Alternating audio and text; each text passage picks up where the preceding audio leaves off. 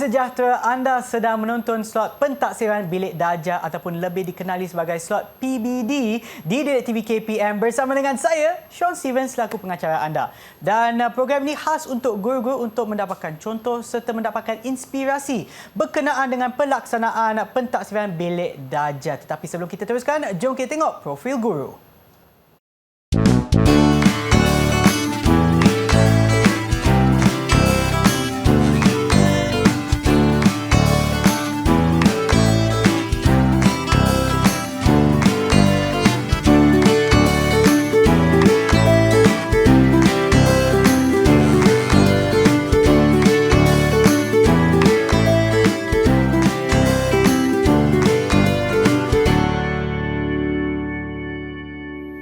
Dan bersama kita pada hari ini adalah Cikgu Nur Amni daripada SMK Taman Desa Kuala Lumpur. Hai Cikgu. Hai Sean. Apa khabar Cikgu? Sihat, Alhamdulillah. Sean, macam mana hari ini? Sangat sihat Cikgu. Dan juga kita ingin kenalkan jurubahasa isyarat kita pada hari ini iaitu Cikgu Nabila dari SMK Sungai Layak, Sungai Petani, Kedah. Apa khabar Cikgu? Okey, terbaik Cikgu. Okey, balik semula kepada Cikgu Nur Amni. Apa yang Cikgu akan kongsikan kepada kita hari ini? Okey, baiklah semua. Apa yang saya akan kongsikan pada ini adalah bagaimana kita hendak melaksanakan PBD dalam topik matematik menengah rendah 1, 2 dan 3.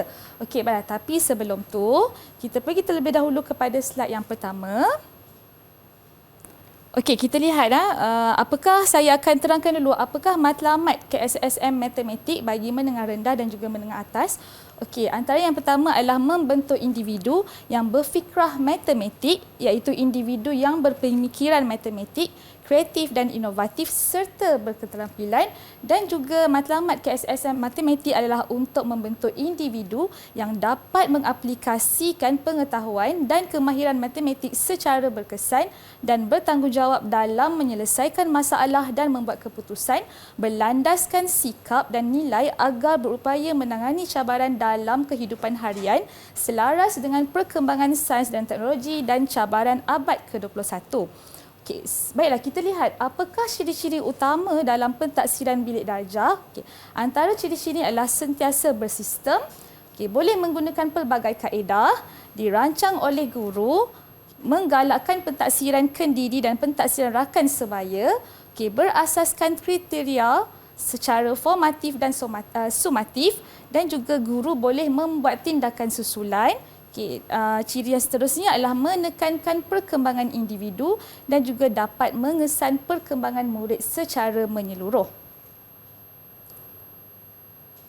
Okey, seterusnya kita tengok apakah kepentingan pentaksiran bilik darjah terutamanya dalam subjek matematik. Okey, yang pertama adalah untuk mengesan kemajuan dan juga perkembangan secara holistik. Yang kedua, mengenal pasti kekuatan dan juga kelemahan murid sepanjang proses pengajaran dan pembelajaran. Yang keempat, guru dapat membuat perancangan dan mengubah suai kaedah pengajaran, dan juga yang kelima adalah guru dapat melaksanakan tindakan susulan yang sesuai secara serta-merta. Okey, apakah kaedah kita boleh gunakan sepanjang pentaksiran PBD ini? Okey, ada terdapat 3 kaedah. Ketiga-tiga kaedah ni kita boleh gunakan untuk semua subjek. Okey. Kalau untuk subjek matematik, secara umumnya memang kita boleh gunakan kaedah pentaksiran PBD secara lisan, bertulis dan juga secara pemerhatian. Kita lihat apakah bidang pembelajaran dalam matematik KSSM. Bagi topik tingkatan 1 sehingga tingkatan 5, kita ada 5 bidang pembelajaran. Yang pertama adalah nombor dan operasi. Yang kedua adalah perkaitan dan algebra. Yang ketiga, sukatan geometri. Yang keempat, statistik dan kebarangkalian. Dan yang kelima adalah matematik diskrit. Kelima-lima bidang ini merangkumi keseluruhan topik daripada tingkatan 1 sehingga tingkatan 5. Okey, baiklah Cikgu, dan sekarang kita akan berehat seketika. Kembali semula selepas ini di slot PBD di Didik TV KPM.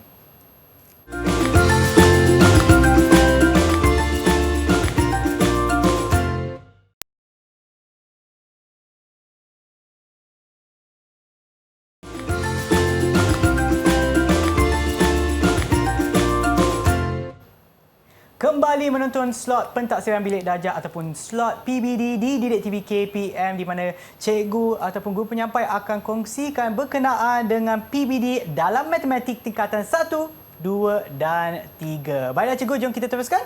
Okey, terima kasih Sean. Okey, seterusnya. Okey, jadi untuk hari ini apa yang saya akan kongsikan ialah saya akan mengambil satu contoh standard kandungan iaitu daripada tajuk nisbah kadar dan kadaran bagi subjek matematik tingkatan 1 di mana standard kandungan ini merupakan yang berada di bawah tajuk nisbah kadar dan kadaran. Okey, di mana ianya mempunyai dua standard pembelajaran. Yang pertama adalah menentukan hubungan nisbah dan kadaran dan standard yang kedua adalah menentukan nilai yang tidak diketahui dalam suatu kadaran. Okey, kita lihat seterusnya. Okey, bagi standard pembelajaran yang pertama, bagaimana kita hendak menentukan hubungan antara nisbah dan kadaran. Okey, di sini saya menggunakan 3 kaedah pentaksiran, okey, iaitu secara lisan, pemerhatian dan juga secara bertulis.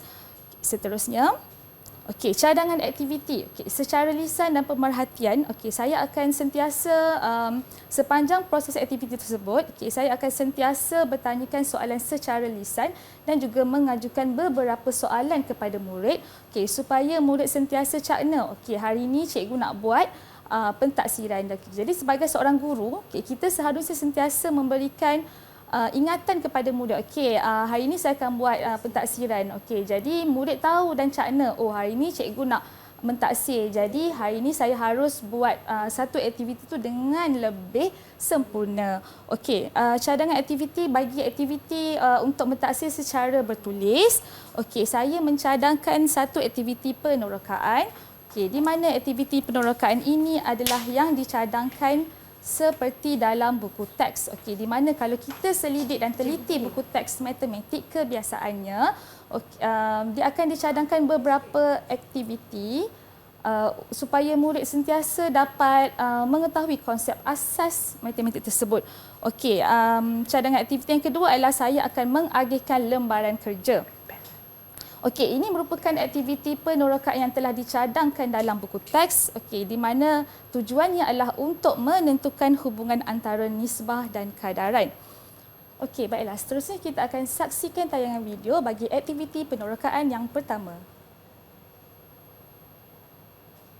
Okey, jika kita lihat, okey, murid-murid saya gabungkan mereka secara berpasangan untuk melakukan aktiviti ini. Okey, sepanjang aktiviti ini, okey, macam tadi saya ada kongsikan, kita boleh buat kaedah secara pentaksiran dan juga kaedah pentaksiran secara lisan dan juga secara pemerhatian. Okey, jadi sepanjang aktiviti dijalankan, saya akan mengajukan beberapa soalan yang berkaitan dengan topik yang kita akan pelajari dan juga saya akan perhatikan bagaimana respon setiap murid ketika berlaku aktiviti tersebut. Okey. Jadi sepanjang aktiviti ini kita boleh lihatlah bagaimana telitinya murid-murid membuat suatu aktiviti, bagaimana respon mereka terhadap pasangan yang kita pasangkan dalam aktiviti tersebut. Okey, jadi waktu inilah kita boleh kongsikan ataupun kita ajukan beberapa soalan dan kita boleh lihat bagaimana respon murid-murid tersebut. Okey. Yang ini pula adalah merupakan beberapa gambar sepanjang aktiviti tersebut. Okey, jika kita lihat, kita boleh lihat betapa tekunnya murid tersebut menjalankan aktiviti. Okey, ini merupakan yang ini adalah murid sedang mengira jumlah patah perkataan yang dapat disalin dalam masa 5 minit iaitu mengikut arahan yang disediakan. Okey, yang ini pula adalah hasil kerja murid melengkapkan jadual kadaran dan juga hasil kerja murid menjawab soalan perkaitan antara nisbah dan kadaran. Okey, yang ini juga sama bagaimana hasil kerja murid. Okey, daripada sini kita boleh lihatlah macam mana murid memberi respon. Okey, kita boleh lihat, saksikan tayangan video yang kedua. Okey, tadi saya ada kongsikan bagaimana saya ingin mentaksir kaedah secara pemerhatian lisan dan juga pemerhatian.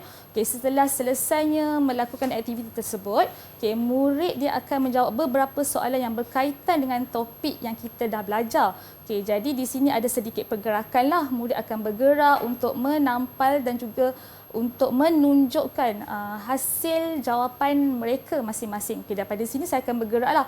Kita boleh semak daripada setiap jawapan sama ada murid-murid ini dapat menjawab soalan dengan tepat ataupun tidak tepat. Okey, baiklah. Seterusnya, bagaimana kita hendak menentukan nilai yang tidak diketahui dalam suatu kadaran? Okey, sama juga macam aktiviti yang pertama tadi. Untuk aktiviti yang kedua, saya juga menggunakan kaedah pentaksiran secara lisan, pemerhatian dan juga bertulis. Okey, cadangan aktiviti secara lisan dan pemerhatian. Okey, saya cadangkan dan saya telah buat dalam kelas saya, iaitu aktiviti gallery walk dan juga pembentangan. Okey, untuk pengetahuan guru-guru dan juga ibu bapa dan juga para penonton sekalian, aktiviti gallery walk ni kita boleh jalankan sekiranya kita mempunyai jumlah murid yang agak ramai. Terpulang kepada guru-guru bagaimana hendak melaksanakan aktiviti gallery walk ini. Dan setiap gallery walk ni kita boleh lantik seorang murid untuk membentangkan hasil kerja murid masing-masing. Okey. Jadi sepanjang aktiviti ini, apa yang saya boleh buat adalah saya akan sentiasa menyoalkan dan mengajukan beberapa soalan dan saya akan perhatikan respon murid-murid. Okey, ketika ini jugalah kita perlu kongsikan kepada pelajar, kita kongsikan kepada murid. Okey, saya akan membuat pentaksiran. Okey, maka murid akan lebih cakna. Murid akan lebih cakna dan murid akan sentiasa memberikan yang terbaik sepanjang proses tersebut. Okey, manakala cadangan aktiviti yang kedua adalah secara bertulis, selesai sahaja murid menjelajah ke tiga-tiga stesen yang telah saya sediakan. Okey, saya akan sediakan satu stesen permainan, di mana dalam stesen permainan ini murid perlu menjawab kuis. Okey, itulah yang seronoknya mengenai PBD. Sepanjang proses PBD berlaku, guru boleh merancang satu aktiviti permainan supaya murid lebih seronok dan lebih minat untuk belajar matematik. Okey, tak adalah setiap hari belajar matematik hanya input sahaja yang dimasukkan. Okey, sebaliknya murid, kita belajar matematik kita lebih seronok. Selesai sahaja menjawab dan juga selesai sahaja melakukan permainan tersebut. Untuk aktiviti ini saya akan sediakan beberapa soalan yang mengikut aras kefahaman murid-murid, di mana soalan tersebut saya akan edarkan kepada murid dan murid boleh menjawab mengikut apa yang telah kita belajar pada hari tersebut. Okey, kita boleh teruskan kepada tayangan video untuk melihat aktiviti stesen yang berlaku. Okey, Azina, you boleh start.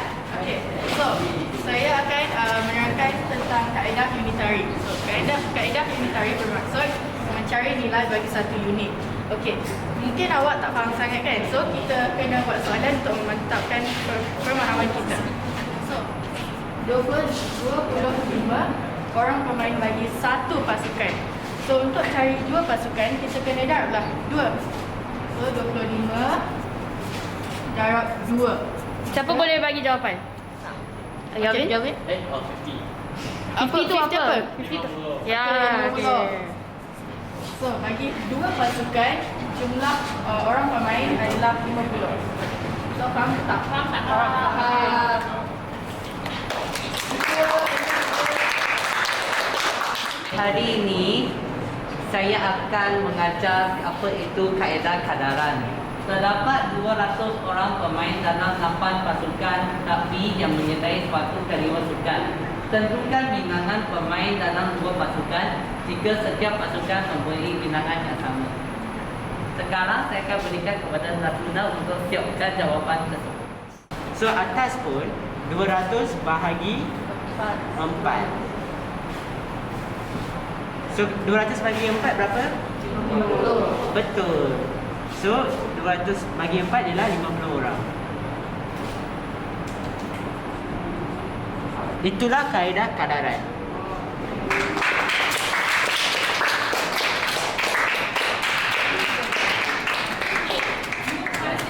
Ia ditulis dalam bentuk pecahan atau tulis dalam bentuk nisbah.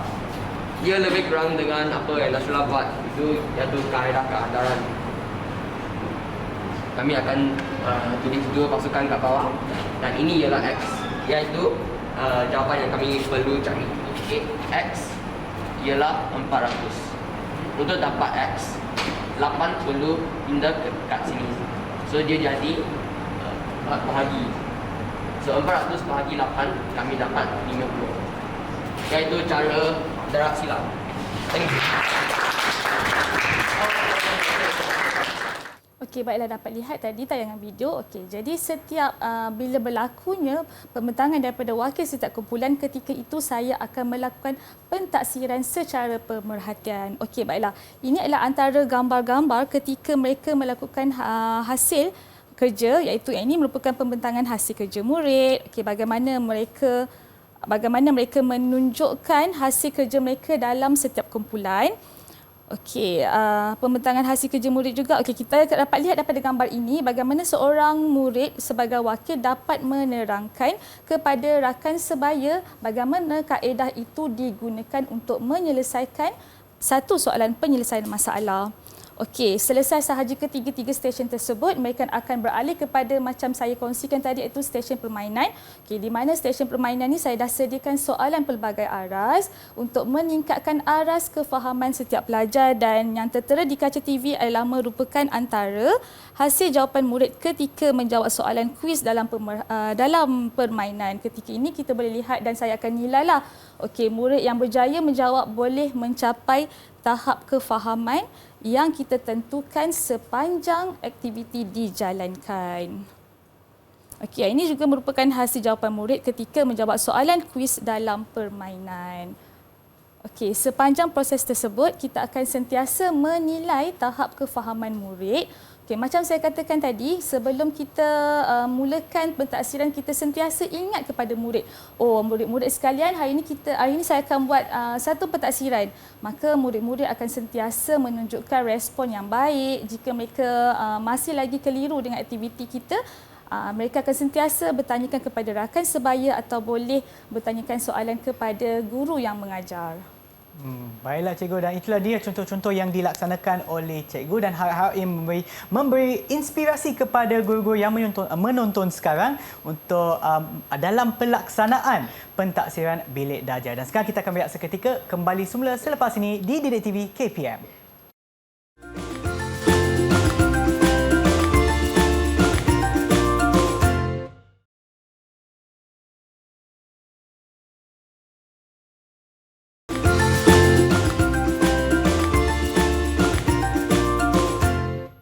Kembali semula menonton slot pentaksiran bilik darjah ataupun slot PBD di Didik TV KPM bersama dengan saya Sean Steven dan juga guru penyampai kita pada hari ini, Cikgu Nur Amni. Baiklah, untuk PBD dalam matematik bagi tingkatan 1, 2 dan 3. Okey cikgu, jom kita teruskan. Okey, terima kasih Sean. Seterusnya saya akan kongsikan bagaimana cadangan kaedah pentaksiran sepanjang proses aktiviti yang saya dah sediakan.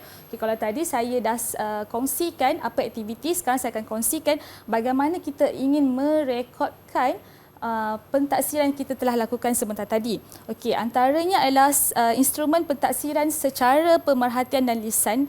Okey, cadangan yang saya cadangkan di sini adalah saya akan menggunakan senarai semak. Apa yang dikatakan sebagai senarai semak di sini ialah saya akan sentiasa membuat catatan di rancangan mengajar harian ataupun saya akan mengambil senarai nama bagi setiap kelas dan saya akan catatkan bagaimana tahap penguasaan murid-murid sepanjang aktiviti tersebut. Okey, ini adalah antara contoh pemerhatian dan lisan. Okey, tadi saya ada kongsikan kepada para penonton bagaimana saya mengajukan soalan yang berkaitan dengan topik yang saya jalankan. Okey, ini adalah contoh soalannya.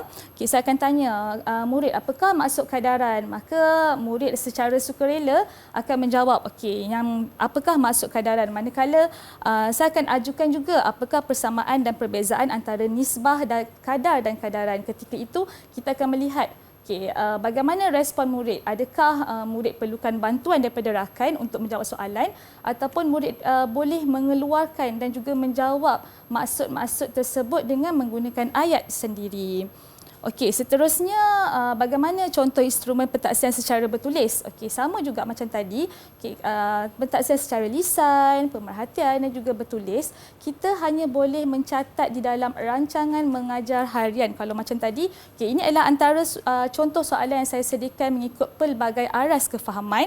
Okey, jika kita lihat kepada soalan yang pertama, okey, iaitu adalah merupakan aras pengetahuan. Okey, sekiranya murid dapat menjawab soalan tersebut, maka murid tersebut sudah mencapai aras pengetahuan dalam topik yang telah dipelajari pada hari tersebut.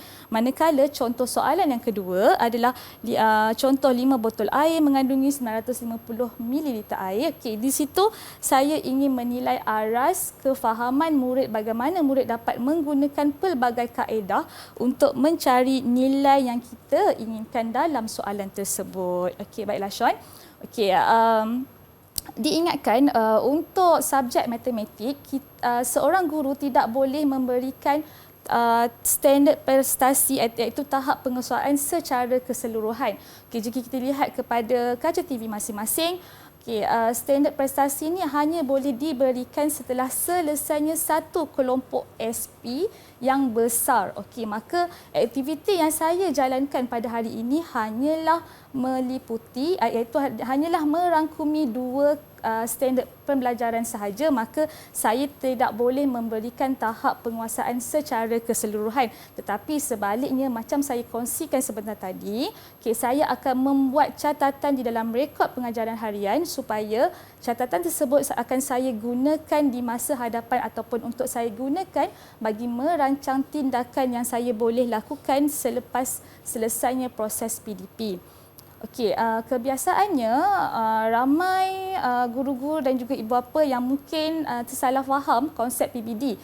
Sama juga dengan murid-murid saya. Mereka anggapkan PBD yang guru laksanakan dalam kelas adalah untuk membanding bezakan murid. Okey. Sebenarnya tanggapan itu adalah salah. Sebenarnya bila guru melakukan PBD, guru ingin memberi rujukan kepada guru sendiri bagaimana guru boleh melaksanakan ataupun bagaimana guru boleh merancang tindakan seterusnya. Okey, contoh, kalau macam tadi aktiviti gallery walk tu masih tidak mencapai saya punya standard pembelajaran, maka untuk aktiviti dan juga untuk topik yang seterusnya, saya akan rancangkan kaedah yang berlainan supaya kaedah yang saya jalankan pada hari tersebut dapat menilai keseluruhan murid. Okey, bagi saya PBD ini memang amat sesuai dan juga amat membantu saya sepanjang proses mengajar, kerana macam saya bagi tahu tadilah, kita sentiasa boleh menilai tahap penguasaan murid-murid, tetapi kalau subjek matematik kita tak boleh berikan maksudnya kita tak boleh berikan tahap TP1 sehingga TP6. Sebaliknya kita harus ataupun seorang guru matematik harus melaksanakan satu kelompok standard pembelajaran yang besar terlebih dahulu, dan kemudian di akhir bab yang kita akan ajar, kita akan letakkan berapa TP kepada murid-murid tersebut. Okey, itu antara contoh-contoh aktiviti yang saya laksanakan di dalam kelas. Bagi saya aktiviti PBD ini adalah kreativiti kepada guru-guru. Bagaimana guru ingin melaksanakan aktiviti, bagaimana guru ingin merancang aktiviti supaya aktiviti itu kita boleh nilai tahap penguasaan semua murid. Terima kasih sekali lagi Cikgu dalam perkongsian Cikgu berkenaan dengan PBD dalam matematik, dan kepada guru-guru penonton kita, harap ia memberi manfaat kepada anda semua dan juga supaya anda mendapat inspirasi dalam pelaksanaan PBD dalam matematik, dan kita akan berjumpa lagi di program yang seterusnya. Bye semua.